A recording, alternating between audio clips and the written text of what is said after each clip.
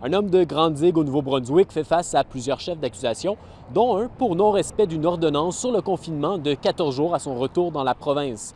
Donc la JRC a arrêté Ronald Brault le 1er juin et la police allègue que l'homme de 53 ans aurait proféré des menaces à des agents du ministère de la Sécurité publique.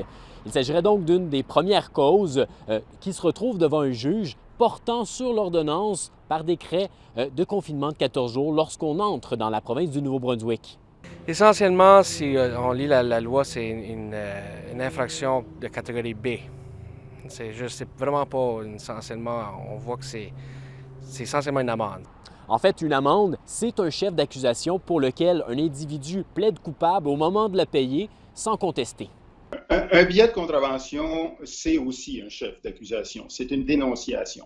Et la loi sur les mesures d'urgence permet, en cas de violation, l'émission de billets de contravention. Donc, un billet de contravention va faire en sorte que vous allez être accusé d'une infraction à l'arrêté qui aura été pris en vertu de la loi sur les mesures d'urgence.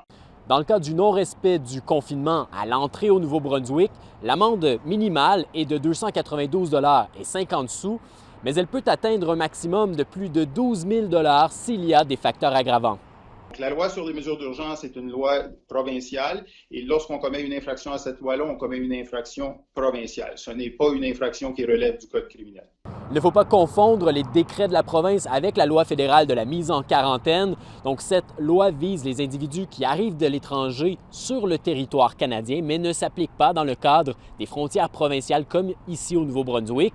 Donc, un individu ne risque pas de peine d'emprisonnement pour une première infraction pour avoir omis de s'isoler en entrant au Nouveau-Brunswick.